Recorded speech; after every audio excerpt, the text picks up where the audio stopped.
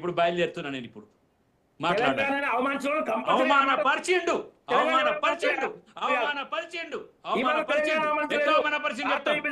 అదే వద్దండి రామరెడ్డి గారు సార్ మీరు ఒక నిమిషం మీరు చెప్పేటి అన్ని అబద్ధాలు రామరెడ్డి గారు చెప్పేటి అన్ని అబద్ధాలే తప్ప ఒక్కటి కూడా క్లారిటీ లేదు.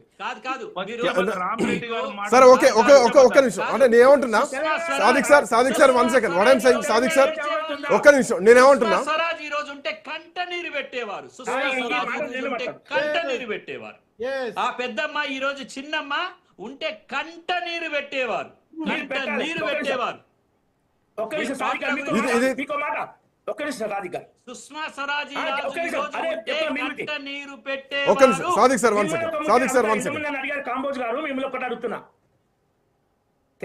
సోనియా గాంధీని బలిదేవత అన్న రేవంత్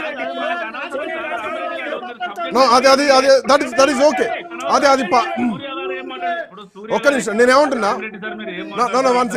నేనేమంటున్నా ఒక నిమిషం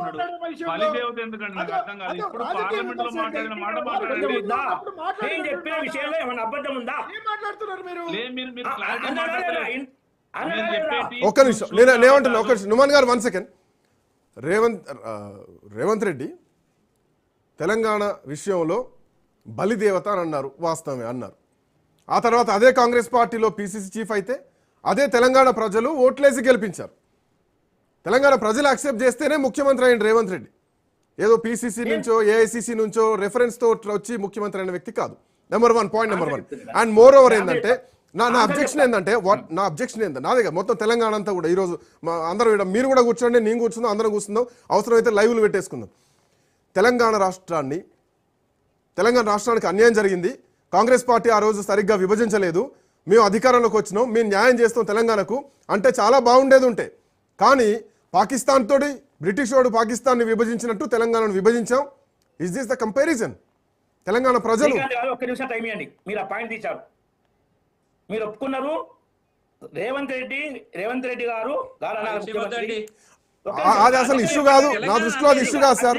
ఆ మాట అన్నాక కూడా తెలంగాణ ప్రజలు యాక్సెప్ట్ చేశారు. అది కాంగ్రెస్ పార్టీయా బీజేపీయా రాజకీయపరమైనటువంటి విషయం. ఒక్క నిమిషం, శ్రీకాంత్ గారు ఒప్పుకున్నారు రేవంత్ రెడ్డి సోనియా గాంధీ బలిదేవత అన్నారని. రేవంత్ రెడ్డి తెలంగాణ రాష్ట్ర ముఖ్యమంత్రిగా ప్రమాణ స్వీకారం చేసిన మొదటి పని ఏంది? భార్యను తీసుకుపోయి సోనియా గాంధీ కాలు ముక్తాడు. నువ్వు తెలంగాణ రాష్ట్రం ముఖ్యమంత్రి చేశాడు. అది ఇప్పుడు పాయింట్ కాదు. తెలంగాణ ఉద్యమ సమయంలో కేసీఆర్ కూడా సోనియా గాంధీ కాలు మొక్కారు. తెలంగాణ ఉద్యమ టైంలో కేసీఆర్ కూడా కాలు మొక్కారు. ఒక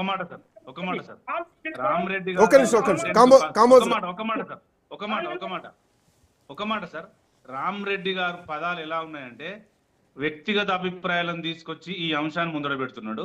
అట్నే అనుకుంటే కేసీఆర్ గారు మొక్కిర్రు, రేవంత్ రెడ్డి గారు మొక్కిర్రు, ఒక వ్యక్తిగా మొక్కుతాడు తెలంగాణ ఇచ్చినందుకు. అది వేరే.